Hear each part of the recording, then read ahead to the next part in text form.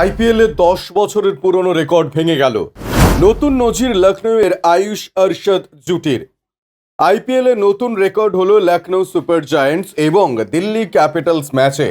Bat হাতে নতুন নজির গড়লেন লোকেশ রাহুল দলের আয়ুষ বাদোনি এবং অরশদ খান। 94 রানে লখনউয়ের 7 উইকেট পড়ে যাওয়ার পর 22 গজে জুটি বাঁধলেন দুই তরুণ ক্রিকেটার।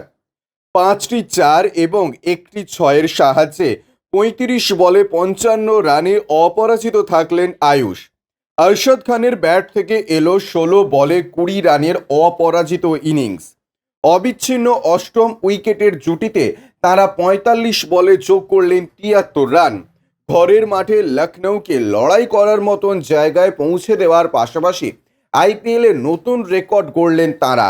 আইপিএলের ইতিহাসে অষ্টম উইকেটের জুটিতে সর্বোচ্চ রান তুললেন আয়ুষ এবং অরশদ। এর আগে অষ্টম উইকেটের জুটিতে সর্বোচ্চ রান ছিল ব্র্যাড হক এবং জেমস ফকনার জুটির। 2014 সালের আইপিএলে তাঁরা রাজস্থান রয়্যালসের হয়ে তুলেছিলেন 69 রান।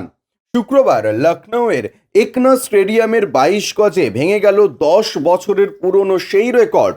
এদিন আয়ুষ অরশদ জুটির 73 রানের সুবাদেই লোকেশ রাহুলের দল শেষ পর্যন্ত 7 উইকেটে 167 রান তোলে।